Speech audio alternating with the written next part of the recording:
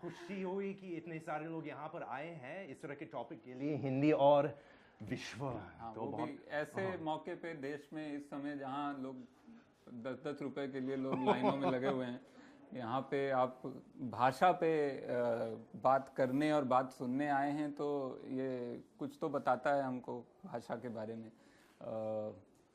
बाहर ज़्यादा रोमांटिक था थोड़ा, अंदर थोड़ा यही बात मैं बाहर बोलता तो ज़्यादा रोमांटिक लगती मुझे लग रहा है, बट फिर भी हम शुरू करते हैं। वो कविता जहाँ से जो सानी जी ने सुनाई, हाँ, जो बाहर बहुत अच्छी सुनाई। था। हाँ, देश और घर, आप लोगों ने सुना है ना, देश और घर सुनिया बाहर, जो बहुत अच्छी कविता है। केदारनाथ सिंह जी की कविता है, हिंदी मेरा देश है, आप देख सकते हैं। भोजपुरी मेरा घर, आप सुनाना चाहते हैं? हाँ, हिंदी मेरा देश है, भोजपुरी मेरा घर। अब बहुत अच्छा लगता है कि देश का मतलब है इसी लाइन में। हम इसके बारे में 2-3 घंटे के लिए बात कर सकते हैं। इस ऑन है क्या? अच्छा, माइक है? हाँ, आवाज है। जरूरत। हिंदी मेरा देश है, भोजपुरी मेरा घर। घर से निकलता हूं तो चला जाता हूं देश में। घर से निकलता हूं तो चला जाता हूं देश में। आप भी 2 लाइन पढ़िए सर। देश से छुट्टी मिलती है तो लौट आता हूँ घर। वाह। इस आवाजाही में कई बार घर में चला आता है देश, देश में कई बार छूट जाता है घर। मैं दोनों को प्यार करता हूँ। मैं दोनों को प्यार करता हूँ। और देखिए ना मेरी मुश्किल, पिछले 60 बरसों से दोनों में दोनों को खोज रहा हूँ। तो आपके तो घर के अलग अलग कमरों में भी अलग अलग भाषाएं हैं।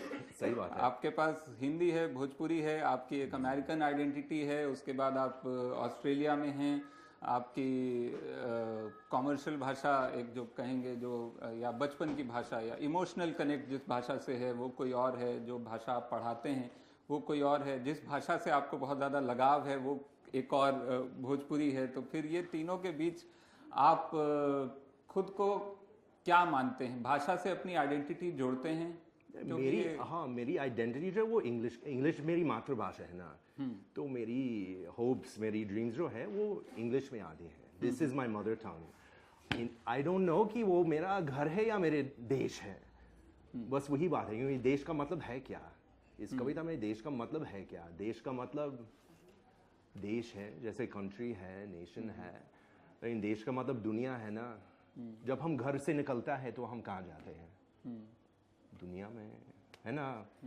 और जैसे आपको कितनी भाषाएं आती है वरुण जी? इंग्लिश आती है, हिंदी आती है, लेकिन मेरी मातृभाषा पंजाबी है। पंजाबी, मैं तो पंजाबी सीखना चाहता हूँ असल में। मैंने अभी तो ट्वीट करके कहा कि एक किताब है टीचर सेल्फ पंजाबी, इसका एक सीडी भी है, तो मैंने इसको ऑर्डर कर दिया, क्योंकि पंजाबी गाने जो है, कविता जो है, मुझे बहुत ही पसंद है। और एक लेखिका है कृष्णा सोबती, आप लोग जानते होंगे तो उनकी कृष्ण के बारे में। और ये एक उपन्यास है उनकी, ए लड़की, एक और जिंदगी नाम है, जिसमें कई पंजाबी शब्द आते हैं, लेकिन मैं नहीं समझ पाया। आई कैन अंडरस्टैंड, लेकिन पूरी तरह से नहीं। तो मैंने सोचा कि पंजाबी सीखना चाहता हूँ। तो आप मेरे टीचर मुझे लगता है कोई भी भाषा, नई भाषा सीखनी हो तो आप सबसे पहले कविताओं से शुरू करें या गानों से शुरू करें, तो सबसे आसान होता है, क्योंकि उसमें आपको एक कनेक्शन जो है, जो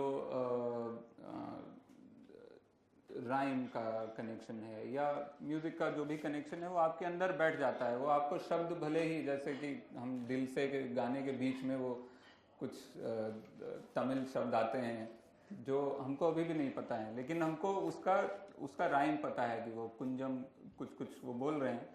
तो अब जिस दिन मैं वो भाषा सीखने जाऊंगा, सबसे पहले मैं वो शब्द सीख लूंगा, तो मेरे को 4 शब्द आ जाएंगे या 8 शब्द आ जाएंगे। या बांग्ला में मुझे आमी चीनी गोचीनी, ये पूरा गाना आता है, और इस गाने में जो शब्द हैं वो मालूम भी हैं, उनका मतलब मालूम है। तो आप भी पंजाबी गाने, हिंदी फिल्मों के गाने सुने, वो आधे पंजाबी होते हैं। जी। लेकिन आप जो अभी कह रहे हैं, लेकिन मैं जो बाहर से आया हूँ, इंडिया का नहीं हूँ, मैं एक मोनोलिंगुअल देश नहीं, जैसे अमेरिका या इंग्लैंड, मेरे जन्म इंग्लैंड में हुआ, वो तो मोनोलिंगुअल देश नहीं है, लेकिन हमारा एक फैमिली जो है, एक मोनोलिंगुअल माइंडसेट है, वो है इंग्लिश। अमेरिका का भी, फिर भी अमेरिका में बहुत ही भाषाएं बोली जाती हैं। ऑस्ट्रेलिया में भी, मैं 3 साल से ऑस्ट्रेलिया में रह रहा हूँ। लेकिन आपके माइंडसेट जो है, जिसके बारे में आपने अभी बताया, आई डोंट नो कि मैं गहरी रूप से समझ सकता कि नहीं.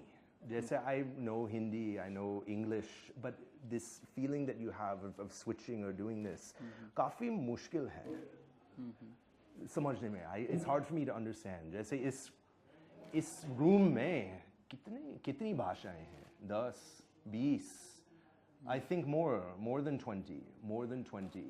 और ये एक बहुत स्पेशल चीज़ है जो मैं समझने की कोशिश कर रहा हूँ कि इसका मतलब है क्या. When we have so many languages, just like you said, and your first thing you talked about was poetry, गाना, इन चीज़ों के बारे. लेकिन आप हिंदी गाने लिखते हैं ना? हाँ. इन हिंदी? हाँ, लेकिन हम थोड़ा पीछे से शुरू करते हैं. जी, सबसे जी. पहले थोड़ा जो अच्छा आपका क्या ये बोला? है इसमें. हेलो. अच्छा, तो ठीक है, एक ही माइक से काम करते हैं. एक माइक को हम अच्छा त्याग देते हैं फिलहाल के लिए. तो आप हिंदी से कैसे जुड़े? और आप, क्योंकि आप अमेरिकन हैं, ब्रिटेन में जन्म हुआ है, उसके बाद अभी ऑस्ट्रेलिया में हैं. सबसे पहले आपने हिंदी कब सुनी? हिंदी ने आपको क्यों अट्रैक्ट किया?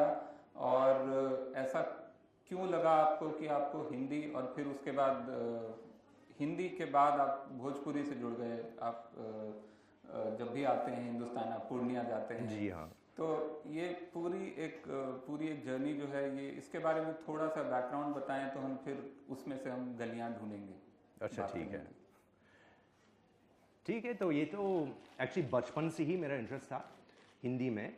बात ये है कि मेरी माँ वो भी प्रोफेसर हैं, रिटायर्ड प्रोफेसर हैं म्यूज़िक की, म्यूज़िकोलॉजी. और उन्होंने काफ़ी रिसर्च किया इंडिया में और ट्रिनिडाद में आप लोग जानते होंगे वहाँ काफ़ी इंडियन लोग बसे हैं. भोजपुरी लोग जो यूपी और बिहार से आए हैं 19th-20th सेंचुरी में. तो वहाँ हिंदी भोजपुरी बोली जाती थी, अब कम. लेकिन उस टाइम में मैं वहाँ पर आया उनके साथ 1989, 1988. और एक्चुअली मेरी माँ मुझे she sent me to Trinidad solo by myself. और मेरा एनरोलमेंट हो गया एक स्कूल में वहाँ पे, फिलिसिटी हिंदू स्कूल में. तो एक इंग्लिश मीडियम स्कूल था, लेकिन इनफॉर्मली हम लोग हिंदी सीख रहे थे उस टाइम में. तो ये बचपन की बात है. फिर तो ये आइडिया हुआ उस टाइम से. तो मैंने बीए कर लिया, एक्चुअली बीए कर लिया म्यूज़िक में, पश्चिमी संगीत. फिर भी उस टाइम में मैं फॉर्मली हिंदी सीख रहा था यूनिवर्सिटी में. और मैं जैसे आप इंजीनियरिंग करना चाहते थे ना, मैं म्यूज़िक करना चाहता था, सिंगर बनना चाहता था. लेकिन मैंने सोचा सिंगर बनने से पहले मैं पूरी तरह से हिंदी सीखूं. तो मैंने एमए कर ली हिंदी में, फिर पीएचडी. इसके बाद I decided that I have their is something very strong, तो पीएचडी कर ली है. बात तो ये है कि पीएचडी करने के टाइम में मैंने मेला आंचल पढ़ा, जो पुनीशा रेणु के बहुत फेमस उपन्यास है. आप कई लोगों ने पढ़ा होगा, बहुत फेमस. तो जो लोगों ने पढ़ा, जिन लोगों ने पढ़ा है, आप जानते हो कि इस उपन्यास में तो 100 से पहला आपने सबसे पहला उपन्यास वही पढ़ा? नहीं. जैसे हमने जो फेमस है, जैसे कि गोदान और मोहन राकेश की कहानियाँ, कृष्णा सोबती, इसमत चुगताई उर्वी पढ़ा था उस टाइम में. तो बाद में मेला आंचल भरा, क्योंकि उस टाइम में मैं लोगी के बारे में कुछ लिख रहा था, भोजपुरी लोगी, जो बनारस के पास एक गाँव में कुछ रिसर्च कर रहा था. तो आप लोग जानते होंगे कि मेला आंचल में 100 से ज़्यादा लोकगीत पाए जाते हैं. फिल्म भी बनी है, तीसरी कसम, और बहुत अच्छी फिल्म बनी है, आप लोगों ने देखा है. वहीद रहमान और राज कपूर की, बहुत ही फेमस है. तो उस फिल्म में एक सीन है, चलत मुसाफिर मोलिया रे, पिंजरे वाली मुनिया. ये माय फेवरेट. आप किसी भी फिल्म लें, it is the best seen in any film ever made. माफ़ कीजिए सर. बस वो इतना रियल है, इसका फीलिंग जो है उसी सीन में. मैंने बार देखा, but I can watch too much. May be 6 महीने में एक बार देख सकता हूँ. कभी इतना इमोशनल हो जाता हूँ देखने में, क्योंकि गांव की याद आती है, वहाँ जाने की याद है. तो ठीक है, मैं उस रेंज के गांव गया मेला आंचल पढ़ने के बाद, क्योंकि मैं जानना चाहता था कि आजकल इस तरह के गाने गाए जाते हैं कि नहीं. तो हाँ, खूब कम गाए जाते हैं, फिर भी कुछ लोग बाकी है. उसमें रेंजी भी एक गायक थे उस टाइम में. और 10 साल पहले जब मैं पहली बार गाँव गया, कुछ एल्डरली बुजुर्ग लोग थे उस टाइम में दैट जो रेणु जी के साथ गाते थे मंडली में या खेत में भी। मान लीजिए कि धान की रोपनी हो रही थी तो लोग 12 मासा गाते। शायद आपके यहाँ इस तरह के गाने भी गाए जाते हैं, आई डोंट नो। तो मैंने इसके रिसर्च इसके ऊपर इस टॉपिक के ऊपर रिसर्च किया और अभी कुछ लिख रहा हूँ कि लोकगीत और साहित्य में क्या संबंध है। तो इसलिए मेरा अट्रैक्शन हो गया म्यूजिक के थ्रू। ओके, तो it started as an academic interest in a way, but अब आप इतने ज़्यादा जुड़े हैं कि अगर आप गाना देखते हैं तो आप ऑस्ट्रेलिया में वो गाना देखते हैं और आपको बिहार की याद आती है। हाँ। ओके, तो ये लेकिन आपका फिल्मों से हिंदी आपने कब देखी? फिल्मों में हिंदी कब देखी? पहले आपने किताबों में हिंदी पढ़ी और उसके बाद फिल्मों में, हिंदी फिल्मों में, कि पहले फिल्में और आई बाद थिंक में? तो पहले तो फिल्में देखी शायद। आई थिंक मेरा पहले फिल्म जो मैं देखी वो कुछ कुछ होता है। कुछ कुछ होता है। अच्छा। हाँ, बहुत अच्छी फिल्म है ना। बहुत अच्छी फिल्म है और मुझे बहुत अच्छी लगी। हाँ। अच्छा। तो आप शुरुआत आपकी हिंदी को एकेडमिक से ये स्विच कब हुआ और क्यों हुआ, मैं वो जानना चाह रहा हूँ। नहीं, ऐसा नहीं है कि कोई स्विच हुआ ही नहीं। मैं जो कर रहा हूँ यूनिवर्सिटी में, मैं जो कर रहा हूँ, जो जब मैं लिखता हूँ वो वही है। इस फीलिंग के बारे में जिसे मैंने बताया था, हम इसी के रूप में प्रोफेसर के काम करता हूँ और लिखता हूँ। तो कोई डिफरेंस नहीं है, देयर इज नो डिफरेंस। लेकिन अच्छा, एक और सवाल जो एज एक हिंदुस्तान में रहते हुए हम लोग बहुत फॉर ग्रांटेड लेते हैं कि भाषा बदलेगी ही, थोड़ी दूर आप निकलेंगे कोई ना कोई नई भाषा या नई बोली मिल जाएगी हमको। तो आपके लिए ये जब पहली बार जब आपने जाना हिंदी, तो आपको शायद एक भाषा पता होगी कि हिंदुस्तान की ये भाषा है। फिर धीरे धीरे जब वो खुला पर्दा और दिखा कि अच्छा इसके साथ तो इसके बगल में ही 10-12 हैं जो बोलियां, जिनको कहने लगे हम लोग, उसमें से कुछ भाषाएं हैं, कुछ बोलियां हैं। वैसे वो कहा जाता है कि language is just dialect with an army. तो language is just a dialect with an army. Hindi में ऐसा कोई मुहावरा है, कहावत है? नहीं, मेरे ख्याल से नहीं है। हमको इसको ही ट्रांसलेट करना पड़ेगा। हाँ, ठीक है, इसी तरह से कि जो भी ठाकुरों की भाषा और जी बाकियों की बोली, ऐसा हो सकता है। लेकिन ये जब पर्दा खुला और धीरे धीरे आपको समझ आया कि ये तो बहुत सारी हैं, एक नहीं है, तो क्या आपको हमारे लिए ये सोचना ही बहुत मुश्किल है कि ये पहली बार ये जानने पे कैसी फीलिंग होगी? आपको क्या लगा? आपको लगा कि ये लोग पागल हैं? आपको लगा ये लोग अजीब हैं? आपको लगा कि ये लोग बहुत ही अमेजिंग हैं? क्या कि कौन लोग अमेजिंग हैं? इतनी सारी भाषाएं क्यों हैं इतने छोटे से एरिया में? नहीं, ये तो इंडिया की खासियत नहीं है। आप यूरोप जाए तो वही स्थिति भी है कि फ्रेंच के अलग अलग डायलेक्ट्स भी होते हैं, स्पेनिश की अलग डायलेक्ट्स होती हैं, होता है, और इंग्लिश में भी। लेकिन इसमें आपके पूछे कि आपको कितनी भाषाएं आती हैं, तो आई डोंट नो। लेकिन लगता है कि एक मैं बाहर के रूप से देखता हूँ, है ना। तो मैं जानता हूँ कि हिंदी एक पॉलिटिकल बात भी हो रही है। कुछ लोग कह रहे कि हिंदी इज डाइंग, कुछ लोग कह रहे कि हिंदी इज बीइंग इम्पोज्ड। इस तरह की प्रॉब्लम होता है। And I do look at it from the perspective of like Maithili and Bhojpuri, because I see in Bihar that this is happening. So, but it's hard for me to understand. This is why I said this, that it's hard for me to understand this mentality.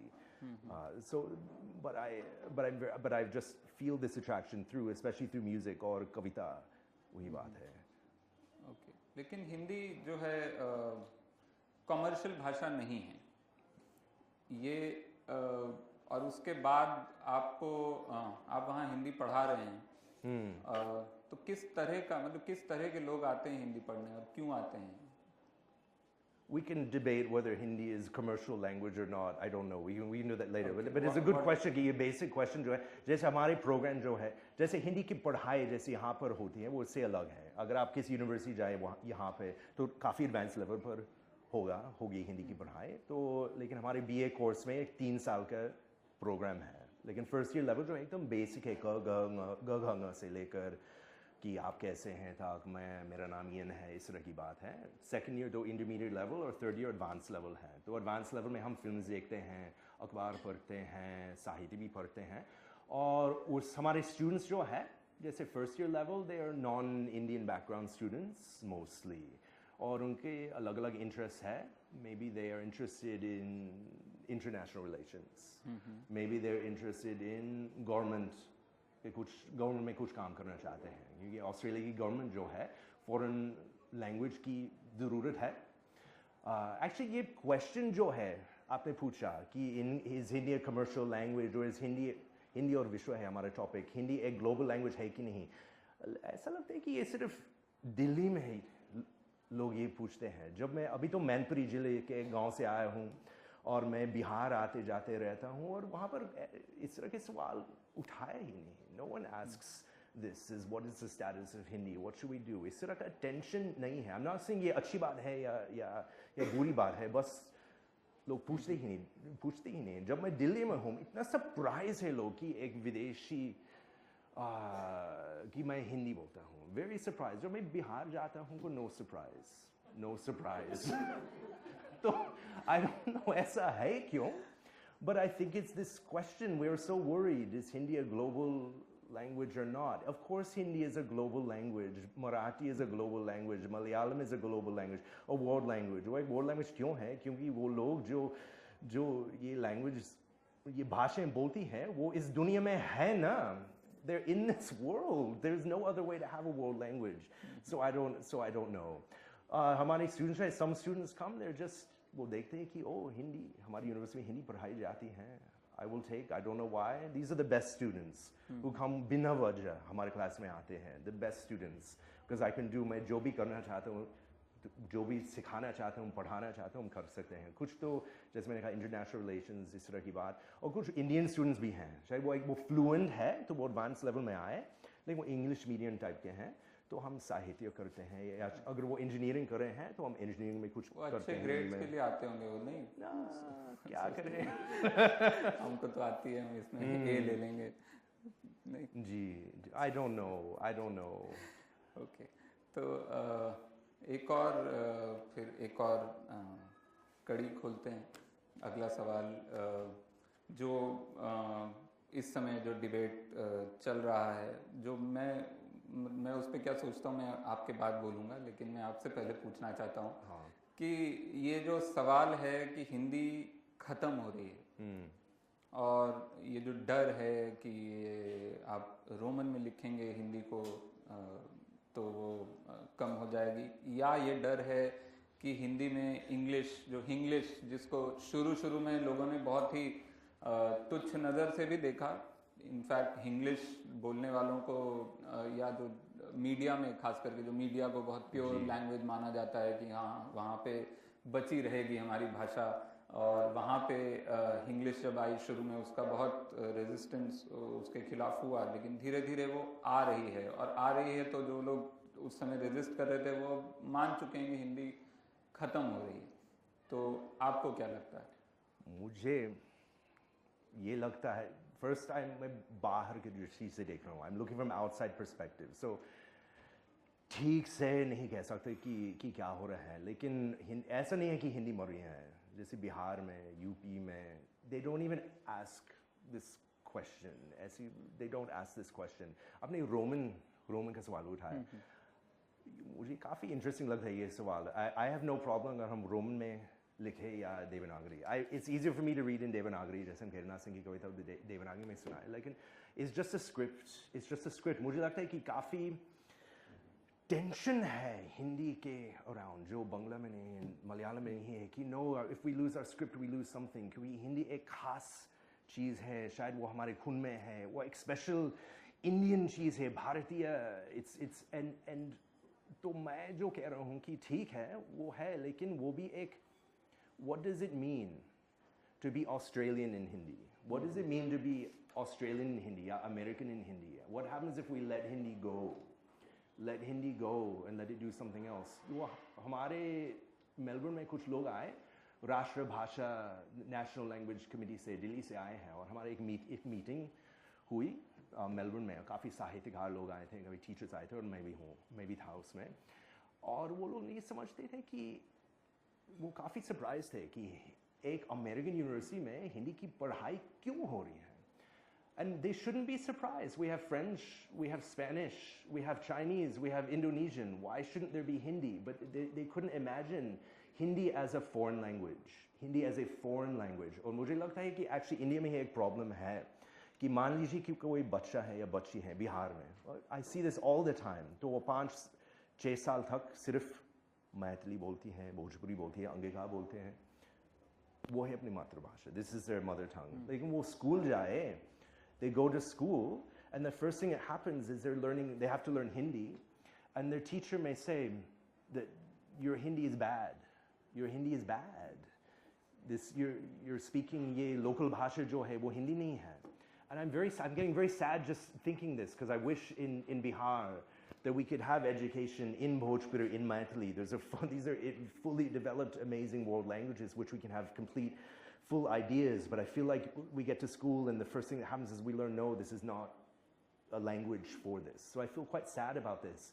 So sometimes I wonder if there might be something from the Australian perspective just to help, where we think, if agar wo bachi ya bacha school jaye aur hum keh rahe hain ki theek hai hindi aapki bhasha hai, lekin wo थोड़ी सी foreign है, वो थोड़ी सी foreign है, कोई बात नहीं, हम समझते हैं कि वो एक foreign language, maybe foreign is the wrong word, but we understand ये घर की भाषा नहीं है आपकी. I feel like it would help strengthen Hindi actually. This is sort of my feeling. Just like if we go to Australia and we say, good, we're teaching in Australia, we should translate Australian ki Aboriginal, Adivasi ki kahaniyan jo hai, we should translate into Hindi. We should translate Australian ideas in Hindi. This is what I mean by let it go a little bit. Let it go. बिल्कुल, मैं भी यही मानता हूँ। जी sir. मुझे छोटी सी चीज़ याद आ गई थोड़े दिन पहले, पिछले साल की बात है। मेरी पत्नी ने एक ग्राफिक सीरीज लिखी थी, हाँ, चकमक के, देख लिया मैंने। एकलव्य की पत्रिका है, तो वो छोटा नागपुरिया डायलेक्ट में है। तो अब वो छोटा नागपुरिया डायलेक्ट में है हिंदी में, लेकिन बीच में उसमें छोटा नागपुरी भाषा के शब्द हैं बहुत सारे। तो हम उसको छपवाने के लिए नेशनल बुक ट्रस्ट में गए, वो सरकारी है, उनके पास बहुत सारे स्कूलों के कांटेक्ट है, तो उनको लगा बच्चों की पत्रिका, बच्चों की मैगजीन जो भी किताब बनेगी तो वो बच्चों तक पहुंचनी चाहिए, वहाँ आसान है। वहाँ गए, वहाँ उन्होंने देखा, उनको काम बहुत अच्छा लगा, इलस्ट्रेशन अच्छे लगे, उन्होंने कहा कि कहानी अच्छी है, आप ऐसा कीजिए, जाइए हिंदी विभाग में। वो हिंदी विभाग वाले वो तो ऐसे भड़क गए जैसे हम चाकू लेके आ गए हों उनके चैम्बर में। उन्होंने कहा कि ये आप क्या कर रहे हैं हिंदी के साथ, इसमें मेंढक को बेंग लिखा हुआ है जो कि गलत है, आप बच्चों को ये पढ़ाएंगे, बच्चे पढ़ेंगे तो उनकी हिंदी खराब हो जाएगी, तो आप ऐसा कीजिए, आप इसको भोजपुरी डिवीज़न में ले जाइए। अब वो भोजपुरी नहीं है, वो छोटा नागपुरी है, छोटा नागपुरी का उनके पास कोई डिवीज़न नहीं है। और फिर भी हम भोजपुरी के पास गए, उनको हमने समझाने की कोशिश की, उन्होंने कहा इसमें तो बहुत सारी हिंदी है, तो ये भोजपुरी नहीं है। तो वो ऐसी भाषा जो सब लोग बोल रहे हैं, जो वहाँ के लोग बोलते हैं, वो ना इनकी है ना उनकी है, और दोनों उसको धक्का मार रहे हैं, जबकि वो वहाँ का सच है। उसको बस उसको सरकारी स्टैंप हम नहीं लगा सकते हैं, क्योंकि वो उनके दिमाग में है कि भाषा खराब हो जाएगी। तो पता नहीं, ये प्योरिस्ट एटीट्यूड मुझे भी बहुत ज़्यादा, मेरा वहाँ खैर झगड़ा वगड़ा हो गया बहुत, उसके बाद ऐसा शायद फ़ोटो खींच के उन्होंने लगा दिया होगा कि आज के बाद ये नहीं आना चाहिए यहाँ पे, कुछ भी कोई भी भाषा की किताब लेके आए। लेकिन ये जो है हमारे अंदर जो आइडिया है भाषा को लेके, बहुत ही रिजिड स्पेसेस हैं हमारे अंदर, जो हम भूल जाते हैं कि भाषाएं, जो मैं बाहर भी बात कर रहा था कि भाषाओं के बीच में, हर भाषा के बीच, कोई भी दो भाषाओं के बीच में दीवार नहीं होती है, जाली ही होती है। और वो जाली कहीं पे उसमें बड़े छेद होते हैं, कहीं छोटे होते हैं, लेकिन वो इधर से उधर जाती ही रहती हैं, सदियों से जाती रही हैं। बहुत सारी चीज़ें हैं, जैसे कि एक एग्जाम्पल है कि अंग्रेजी का कैंडी जो है वो संस्कृत के खंड से बना है। अब खंड मतलब चीनी होता है संस्कृत में, वहाँ से वो कैंडी बना, और वो कैंडी घूम के यहाँ आया है वापस, और आज हमारे पास उस कैंडी का हिंदी में कोई शब्द नहीं है। हम उसको कैंडी, टॉफी, चॉकलेट यही बोलते हैं, कोई हमारे पास शब्द नहीं है। ले दे के मिठाई बोलना पड़ेगा, जो हमको लगता है कि गलत है, हम थोड़ा सा इसकी इज्जत कम कर रहे हैं, हम इसको मिठाई बोल देंगे, तो इसमें तो रैपर लगा हुआ है, ये तो थोड़ा ना विदेशी चीज़ है, जबकि वो आया है घूम के वहीं से आया है।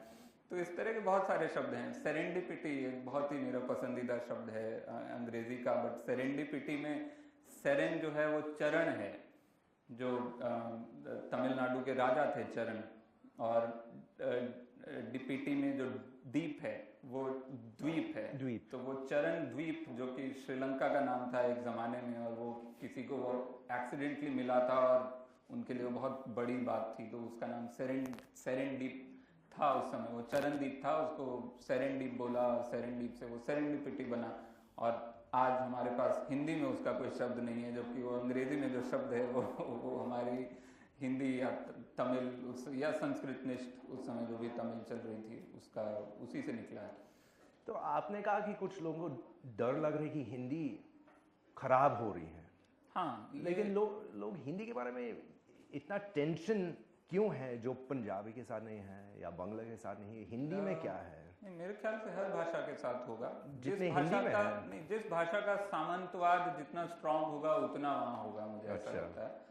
तो वो हिंदी में ज़्यादा है, क्योंकि इस समय मेरे हिसाब से दुनिया में जहाँ भी आप जाएं, जिसका रिजल्ट हमने थोड़े दिन पहले अमेरिका में भी देखा, आइडेंटिटी की लड़ाई बहुत बड़ी हो गई है। और लोग अपनी आइडेंटिटी को पकड़ के बहुत ज़्यादा उसको बहुत तेज, मतलब टाइटली अपनी मुट्ठी में पकड़ के रखना चाहते हैं। वो निकल जाएगी, वो इनको पिछले 5000 साल की हिस्ट्री देखनी चाहिए कि कैसे निकलती है, और 5000 भी काफ़ी नहीं है इनके लिए, तो फिर कुछ नहीं हो सकता।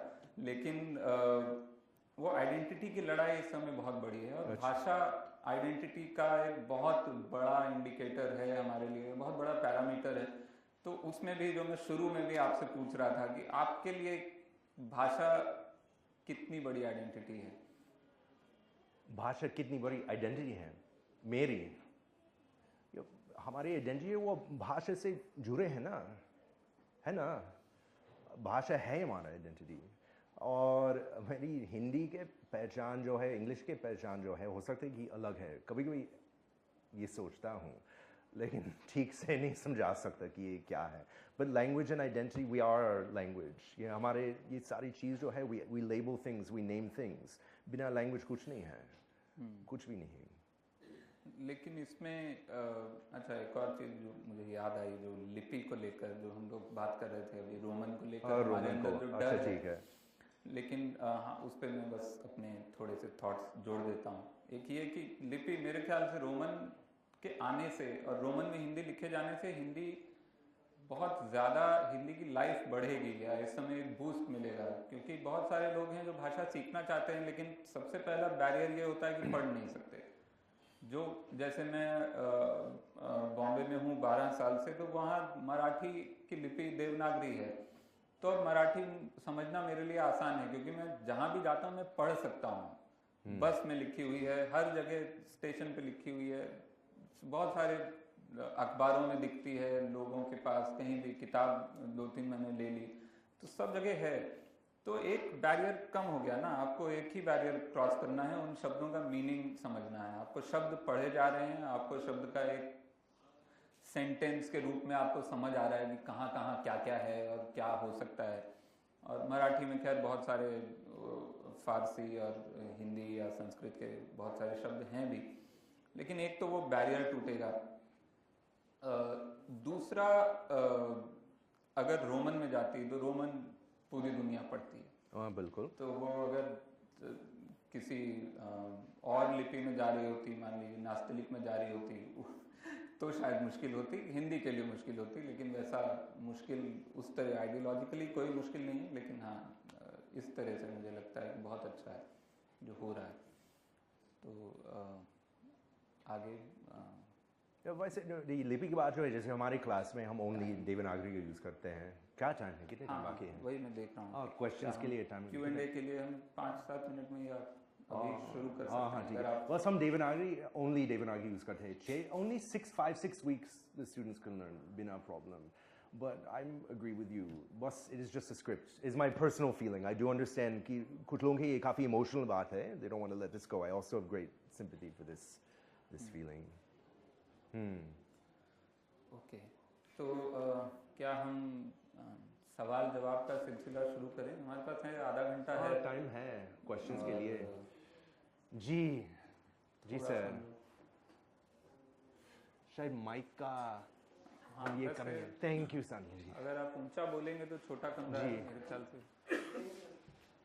ऐसे नहीं कहना चाहूँगा कि हम जितने भी हिंदी भाषी लोग हैं हम कहते हैं कि हिंदी कहीं ना कहीं पिछड़ती जा रही है ठीक है ये हमारी अपनी कमी है कि अपनी कमी क्या है कि सर हम मतलब लट लेके पीछे पड़ जाते हैं कि हिंदी पीछे है हम देखते हैं कि ट्रेन में अगर हमें यात्रा कर रहे हैं तो हम चेतन होती हुई इंग्लिश की नोवेल पढ़ेंगे हाँ हाफ हम क्यों नहीं गर्लफ्रेंड वहाँ पे प्रेमचंद का गोदान हाथ में लेके हो सकता है ना सर श्रीकांत वर्मा की साहित्यकार है उन्होंने कहा था कि जो रचेगा वही बचेगा तो सर हमारे जो हिंदी की साहित्यकार है वो रचना ही नहीं करना चाहेंगे तो किसी के हाथ में अच्छा साहित्य पहुंचेगा ही नहीं और जब हिंदी का अच्छा साहित्य नहीं पहुंचेगा तो हिंदी तो पिछड़ने से सीधी सी बात है ये बहुत अच्छा सवाल है आप बहुत अच्छा क्या सवाल है। चाहते हैं कि अब ये इसके साथ साथ प्रधानमंत्री ये भी बंद कर दें चेतन भगत बंद कर दें सिर्फ हिंदी पढ़ी जाए नहीं ना तो हम सबके पास अपनी चॉइस है जो पढ़ना चाहे वो पढ़ेगा ऐसा नहीं हो सकता कि हम ये क्यों नहीं पढ़ रहे हम क्यों नहीं पढ़ रहे जो मन है हमारा वो पढ़ रहे हैं हम सब कुछ पढ़ेंगे हम कुछ सवाल नहीं नहीं किया था मैंने बात कही थी मैंने आपके लिए बात नहीं की हाँ नहीं मैं सबकी बात जो कर रहा हूँ। हिंदी के साहित्यकार हैं ये उनके लिए आग्रह है कि वो हिंदी के साहित्यकारों के लिए आग्रह है कि वो कुछ इतना अच्छा रचें कि जन सामान्य का मन करे कि हाँ मैं पढूं दूसरी भाषा वाले लोगों का मन करे कि हाँ मैं उसको पढूं जब तक ऐसा नहीं होगा तब तक सीधी सी बात है हिंदी एक पिछले तबके की हाँ लेकिन ये बहुत तो देखा जा रहा है सही लेकिन हाँ जैसे इसमें सुरेंद्र वो मोहन पाठक साहित्य जी नहीं ने- है मैं उसको नहीं नहीं ऐसा मत कि साहित्य है ये किताब है और काफ़ी लोकप्रिय है काफ़ी पॉपुलर है हम साहित्य तो है ये लेकिन ये अगर आप ये कहें कि हिंदी में साहित्य नहीं लिखा जा रहा वो बात गलत है नहीं नहीं नहीं गलत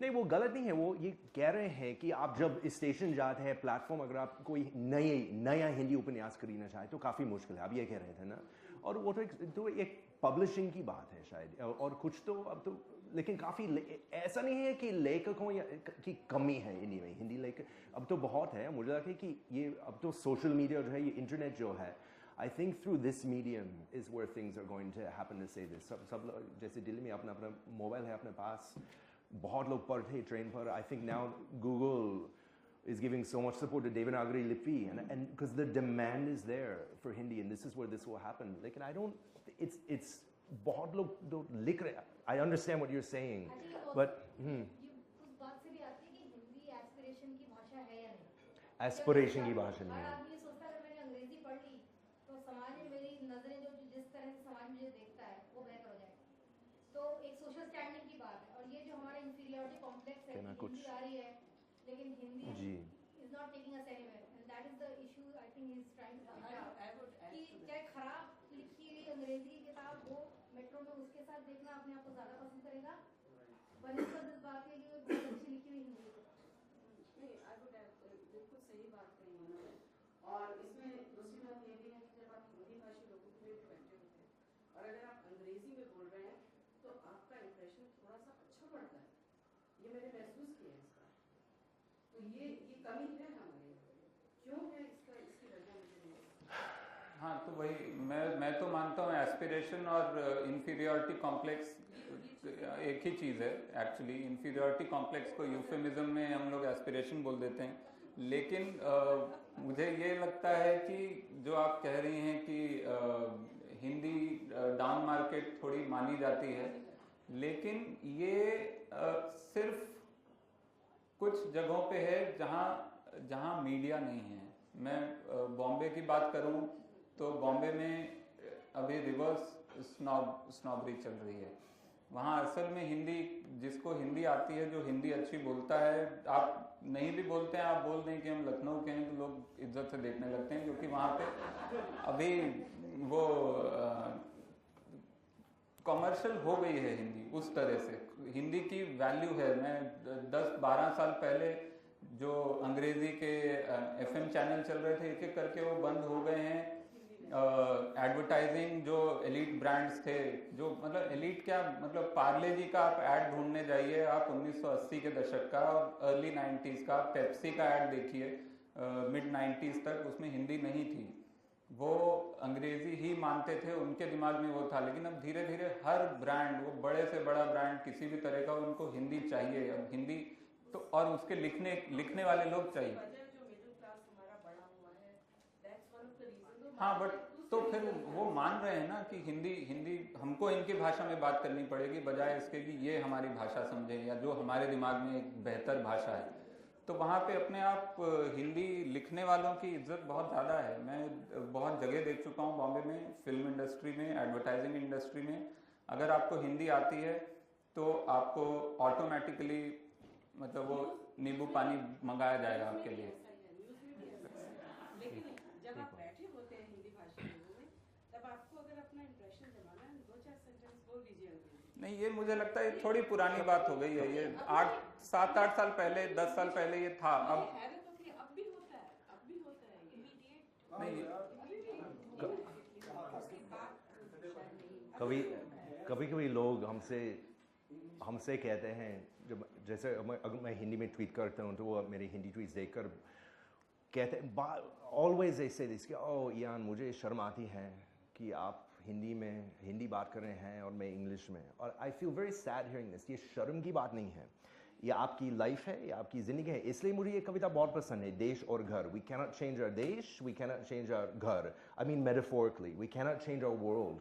और आपकी वर्ल्ड जो है, चाहे वो इंग्लिश या हिंदी या जो भी हो, again, from an outside perspective, I just feel sad that this tension is here. I think it's, agar log English mein bolna chahe, it is fine. People think I want to save Hindi. I don't care.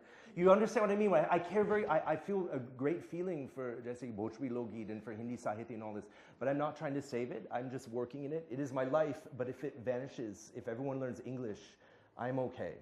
But I feel sad when I hear this kind of problem. I have no solution. I'm just saying it makes me feel quite sad, and that's why like इस तरह की कविता जो है, I feel like it explains this. लेकिन केदारनाथ जी जो है, वो थोड़ा सा happy feeling के रूप से ये समझा रहे हैं, कविता के रूप से। बस ये कहना चाहता हूँ। अगला सवाल। मैं एक जो लिपि की बात कर रहे हैं। जी, लिपि की बात। मुझे लगता है कि जैसे हिंदी को देवनागरी में ही लिखना ज़्यादा आवश्यक है, उसको बचा के रखने के लिए। क्योंकि जैसे मैथिली के साथ हुआ, मैथिली के आप जानते होंगे मैथिली के बारे में, मैथिली की अपनी लिपि है, जैसे कि खेती या जो भी, हाँ, अपनी लिपि है, स्क्रिप्ट है उसका। अब नहीं यूज़ करते हैं लोग, कोई नहीं यूज़ करता है, क्योंकि उन्होंने बंद कर दिया शुरू में। जब संस्कृत बहुत पॉपुलर था, उसी समय से उन्होंने बंद कर दिया उसको लिखना। उसके बाद वो देवनागरी में आ गए और वो लिपि खत्म हो गई है। जी, हमारे संविधान में है, उस पे साहित्य अकादमी का पुरस्कार मिलता है, लेकिन चलन में कहीं नहीं है। उसकी मैगजीन आती थी पहले, 10 साल पहले तक, वो अब तो एक भी कहीं भी मैथिली लिपि में एक पत्रिका कुछ भी नहीं दिखती है। तो मुझे लगता है थोड़ा सा उसको कोशिश करनी पड़ती है, लिपि को बचाना भी बहुत ही आवश्यक है, ऐसा मुझे लगता है। तो जैसे आप कह रहे थे कि रोमन में लिख सकते हैं, वो अच्छी बात है, मुझे ऐसा नहीं लगता। तो जैसे लिपि अलग है, भाषा अलग है। लिपि मैथिली तो नहीं खत्म हो गई, आप मैथिली के गाने ढूंढने जाइए। नहीं, मैथिली लिपि, ये लिपि जाएगी। लिपि से मतलब लिपि तो क्या बोले, वो लिपि तो काया है, आत्मा जो है वो तो भाषा है ना। काया को भी बचाना चाहिए। काया तो जाती ही जाती है, वो कोई कभी नहीं रहेगी। अगर मैं आपको एक उदाहरण दूं तो आपको ये पता है कि रिटन 7th सेंचुरी तक अंग्रेजी जो है रिटन फॉर्म में जो लिखी जाती थी, तो वो उसमें स्पेसेस ही नहीं होते थे वर्ड के बीच में, 2 वर्ड्स के बीच में स्पेस नहीं होता था, तो वो कंटिन्यूअस। तो लिपि की जरूरत नहीं थी। लोग भाषा जो है वो बोलने से बचती है, भाषा जो है वो साहित्य कलाओं से आम बोलचाल से, कॉमर्स से बहुत सारी चीजें हैं। लिपि तो बदल जाएगी। नास्तलिक चली गई तो क्या हिंदी चली गई? आप देखिए बहुत सारे पुराने कवि और शायर और बहुत सारे लेखक वो देवनागरी में नहीं लिखते थे 1950-60 तक के।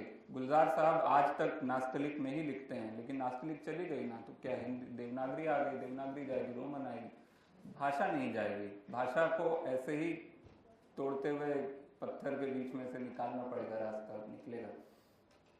जी अच्छा, वरुण आपने भाषा एक मिनट जब माइक चल रहा है प्लीज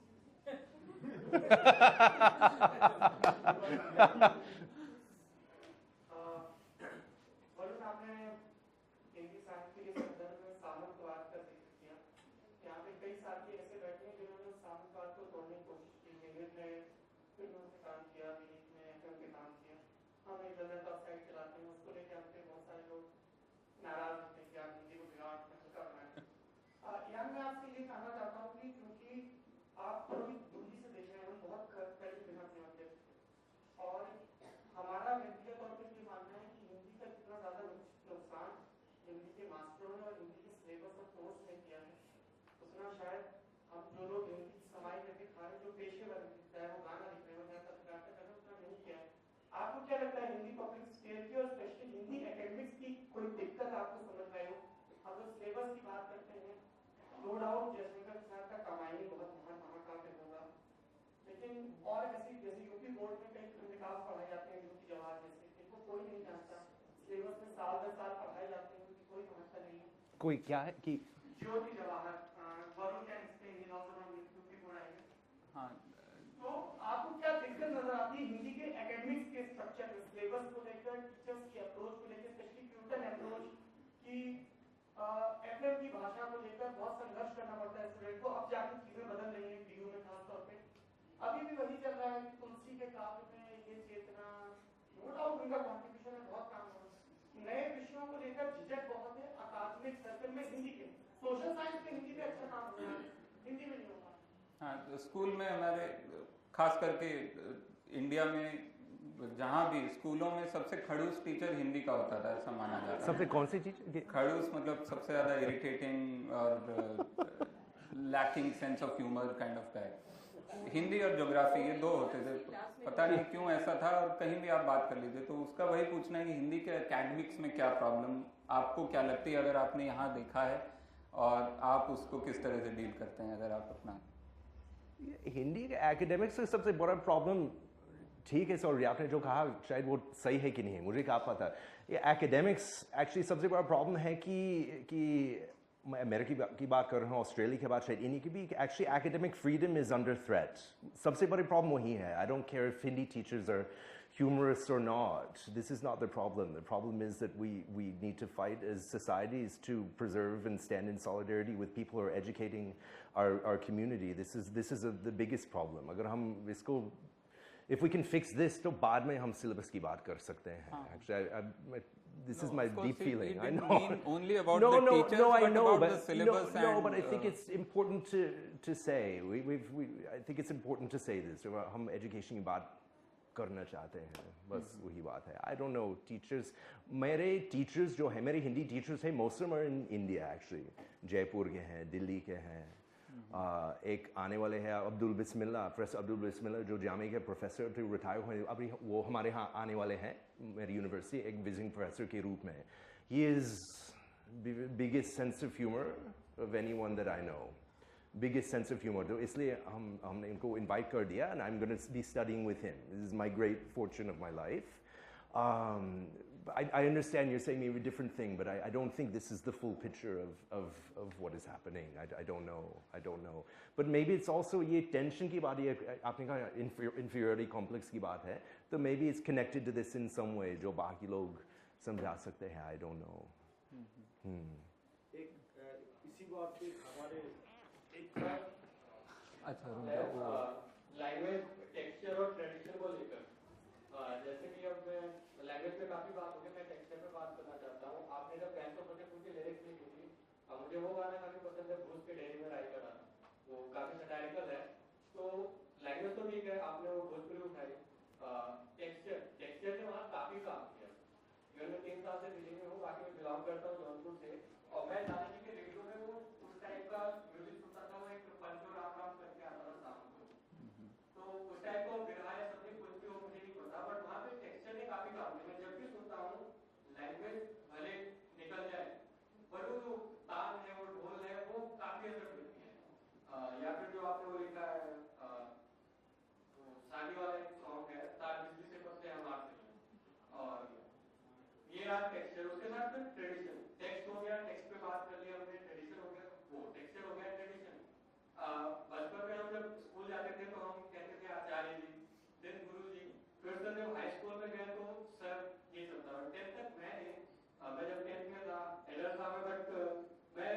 मैम के अपने सर के पाँव छूता था, दिल्ली आया वो ट्रेडिशन खत्म हो गया।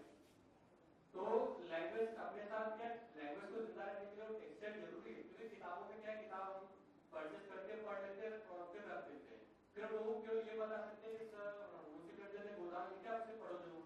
अब सामने वाला बंदा इंग्लिश भी उठा लेगा, गोदान को उससे पढ़नी है। तो टेक्सचर एंड ट्रेडिशन का लैंग्वेज में क्या फर्क है, उसके साथ वो जिंदा रह सकती है।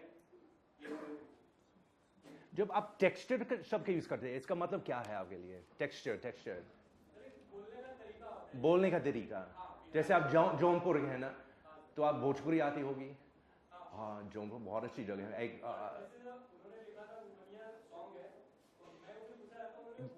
जी, बहुत अच्छा गाना है। हाँ, बोलिए इसके बारे में। जी जी। हाँ नहीं, देखिए कोई भी भाषा है, और भाषा क्योंकि हम लोग खास करके जो मीडिया की भाषा, जो कि शुद्ध भाषा जिसको हम लोग बनाने की कोशिश करते हैं, उसमें वो सही बात है, वो टेक्सचर चला जाता है थोड़ा सा, क्योंकि हम लोग उसको एक वो रेगमाल मार के ना वो समतल करने की कोशिश करते हैं, सारा एक जैसा हो सारा। लेकिन वही डायलेक्ट में टेक्सचर आता है। आप भाषा से थोड़ा सा बाहर निकलें, मतलब आप शहर से थोड़ा सा बाहर निकलें और आप थोड़ा कस्बे की तरफ जाएं, कस्बे से गांव की तरफ जाएं, तो आपको वो टेक्सचर मिलेगा, क्योंकि वो रस है। वो रस है जो ज़्यादातर वो पॉलिटिकली इनकरेक्ट होता है।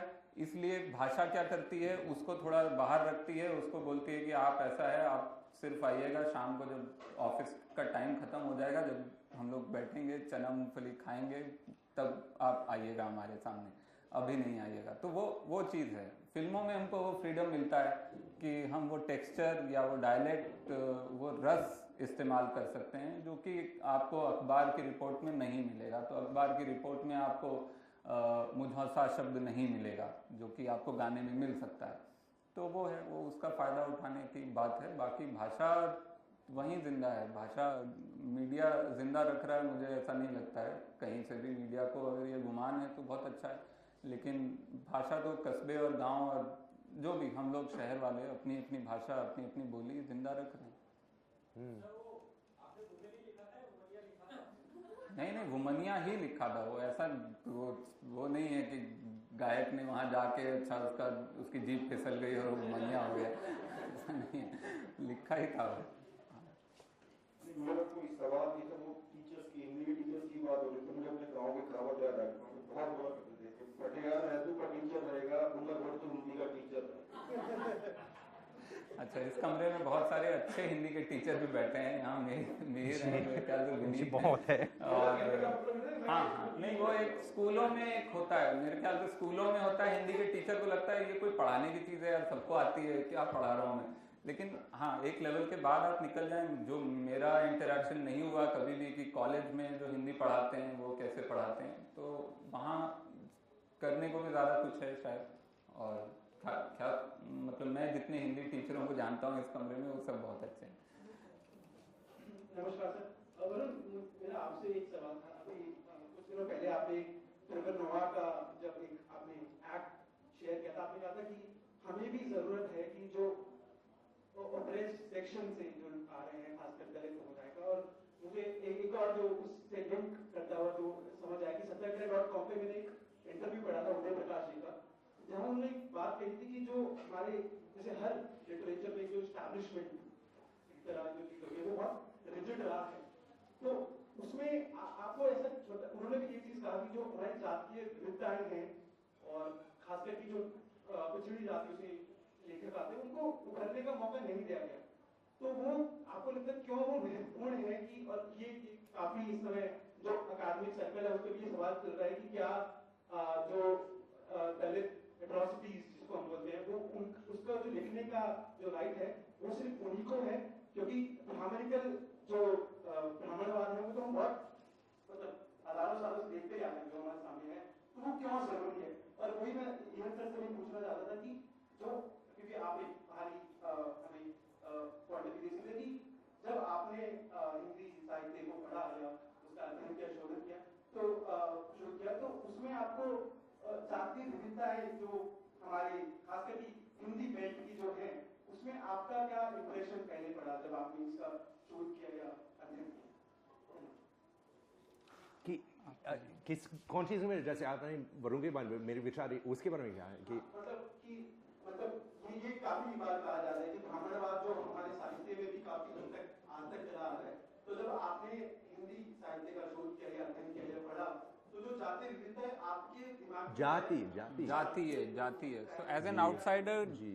could you see the Brahminical hold on Hindi literature? Could you see that? देखिए Could you मैं जैसे मेरा इंट्रोडक्शन तो हो गया मेला आंचल से, मैंने कहा था ना मेला आंचल तो इस एक शायद सबसे बड़ा टॉपिक वही है इसमें। बिहार के एक छोटा सा गांव में इतने सारे जातियां हैं, पर रेणु जी जो थे इतना सुंदरता से ये सब दिखाया था।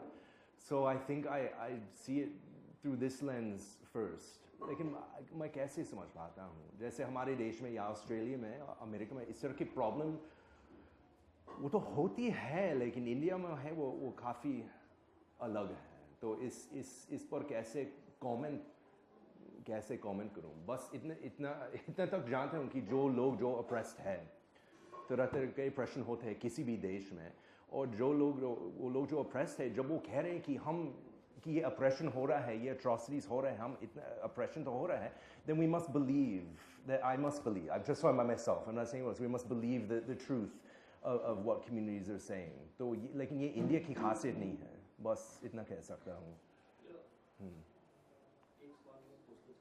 एक बार उनके सवाल का मैं जवाब दे दूं। हाँ, तो आपका सवाल ये था कि क्यों ज़रूरी हैं वो आवाज़ें, और जो ऑप्रेस्ड ग्रुप्स हैं उनकी आवाज़ें ऊपर आना क्यों ज़रूरी है? ये तो मतलब बहुत ही सीधा सवाल है, बहुत सीधा जवाब है, क्योंकि ऑपरेशन ख़त्म होना चाहिए इसलिए ज़रूरी।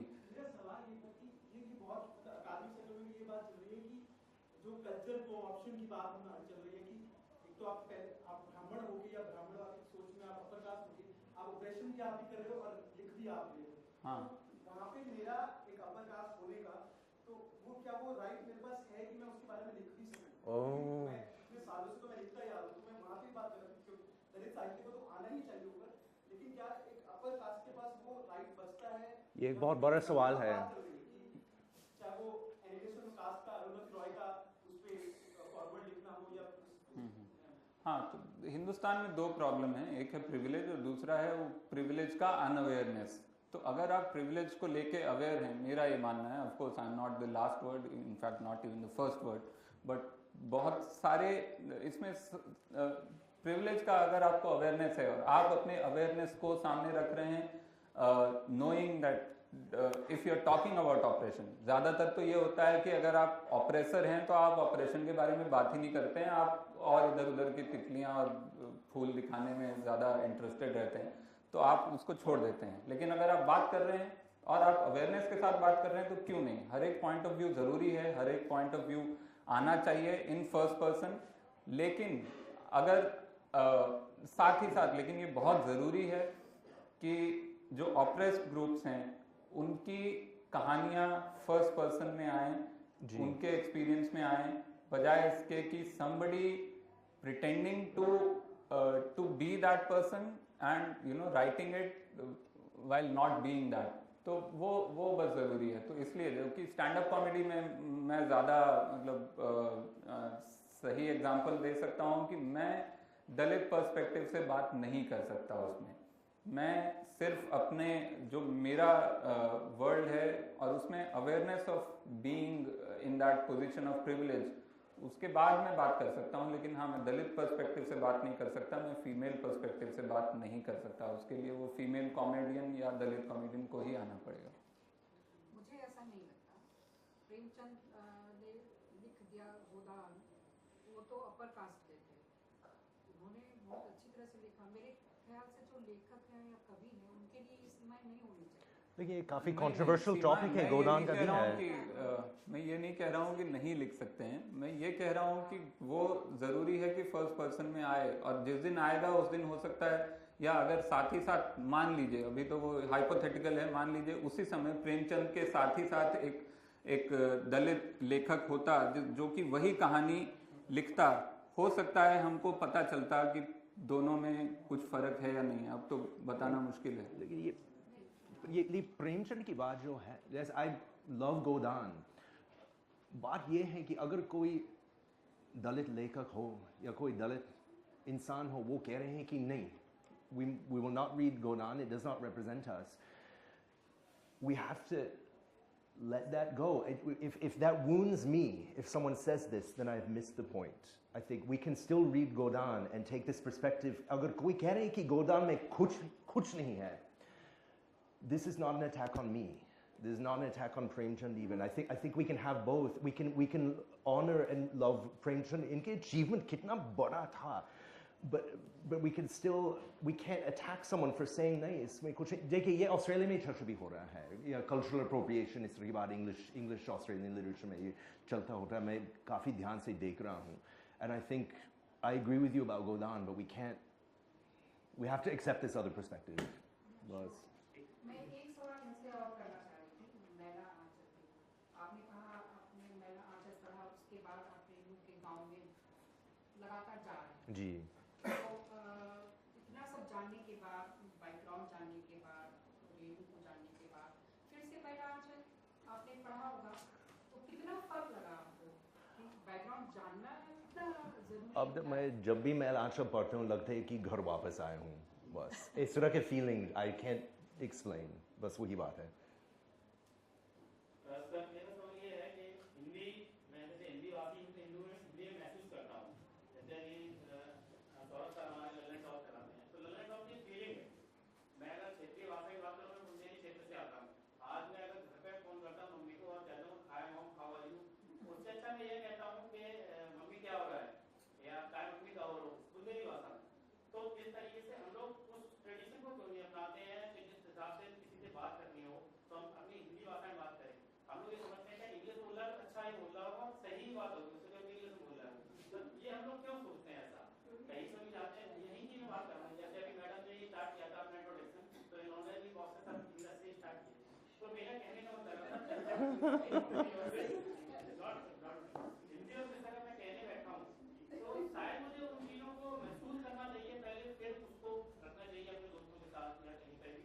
तो मेरा ये सवाल आपसे है कि कैसी क्रांति आएगी और कब आएगी ये क्रांति कि लोग इन चीज़ों को समझे, इन चीज़ों को समझे. क्रांति. फिर वही जवाब मैं फिर वही जवाब दूंगा. जब भी कोई ये पूछता है ना कि ऐसा क्यों नहीं करते लोग, तो मैं यही पूछता हूँ कि क्या आप चाहते हैं कि प्रधानमंत्री ये रूल बना दें इसके लिए भी कि अब आप अंग्रेजी में इंट्रोडक्शन नहीं देंगे, अगर आप हिंदी भाषी हैं या आप मम्मी को फ़ोन करेंगे तो हाय मॉम नहीं बोलेंगे, आप अपनी जो भाषा है, जो भी मातृभाषा है उसी में बोलेंगे. नहीं ना, आपका जो मन है और जो आपको नेचुरली आ रहा है और जो आपके आसपास का परिवेश जो आपको बना रहा है या जो आप बनना चाहते हैं, दोनों में से कुछ भी, वो सब सच है, सब पूरा है अपने आप में. उसमें कोई ये नहीं है कि हिंदी और कोई लड़ाई नहीं चल रही है यहाँ पे, आप उसको लड़ाई मत बनाइए तो ज़्यादा अच्छा रहेगा. इयन, एक सवाल थोड़ा हटकर आपके लिए. अब तो आपके मुल्क के नए राष्ट्रपति बनने वाले हैं डोनाल्ड ट्रंप, उससे आपको क्या लगता है और आपका क्या विचार है उसके बारे में? और उससे जुड़ा हुआ सवाल वरुण आपसे कि आप हिंदुस्तान की तरफ से और एक क्रिएटिव पर्सन की तरफ से किस तरह से देखते हैं डोनाल्ड ट्रंप को और आजकल के जो माहौल की तरफ से? पहले आप. डोनाल्ड ट्रंप को हिंदी आती है, आपने सुना है? हाँ हाँ, एक वीडियो है, हाँ, कट के कहा अभी की बार ट्रंप सरकार, और उनके हिंदी के उच्चारण जो है काफ़ी खराब है. तो अगर वो कभी ऑस्ट्रेलिया आए तो और हमारे क्लास में आ सकते हैं, मैं उनको हिंदी सिखाऊंगा बिना प्रॉब्लम नहीं सिखाऊंगा. और क्या कहूँ कि देखिए जो हमारे देश में हो रहा है, आई डोंट नो कि क्या कहूँ. जैसे मैं मेरा जन्म तो इंग्लैंड में है, लेकिन एक्चुअली मेरे फादर जो है वो इंग्लिश, मम्मी अमेरिकन. तो हाई स्कूल में हम अमेरिका गए, अभी तो 3 साल से ऑस्ट्रेलिया में रह रहा हूँ. But I feel I am American, it is my identity. मैंने सोचा अगर ट्रम्प जीत जाए तो मैं अपने यूएसए के पासपोर्ट तोड़ दूँ, I will rip it and say कि अब मैं ऑस्ट्रेलियन हूँ.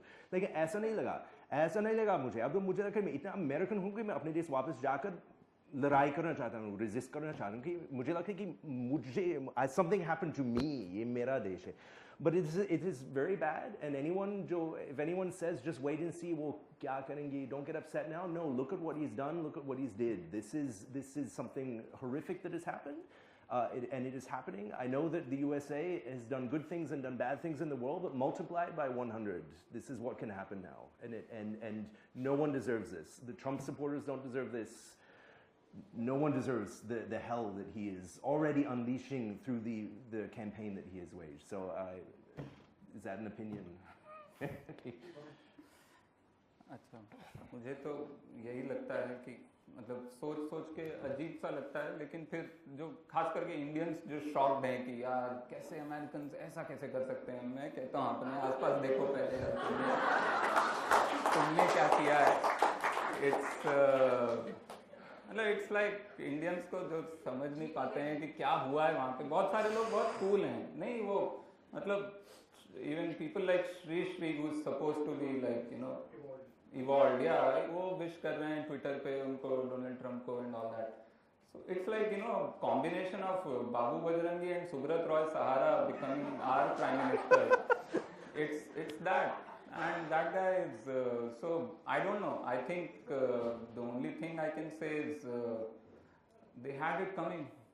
I mean it's a country जो पॉप कल्चर उन्होंने पूरी दुनिया में लाया है, तो पॉप कल्चर का ही एक बंदा जाके उनका प्रेसिडेंट बन गया। तो देखते हैं अब रियलिटी शो जैसा कुछ है, एक एक करके कौन एलिमिनेट होता है पहले, बट इट्स डिप्रेसिंग। हाँ अच्छा हाँ, वो बहुत बाहर हम बात कर सकते हैं। अच्छा, लेकिन उसके पहले मैं शुक्रिया करूंगी आपका बहुत बहुत अच्छा लगा कि आप लोग यहाँ पे आए। सॉरी कि थोड़ा सा टेक्निकल ग्लिच हो गया बाहर, बट आई थिंक हमने काफी अच्छे तरीके से यहाँ पे मैनेज कर लिया। Thank you very much. Thank you. मैं रिक्वेस्ट करूंगी सत्यानंद देवगन जी को, जो एडिटोरियल डायरेक्टर है राजकमल प्रकाशन के, आए और यहाँ पर अपने थैंक्स बोले।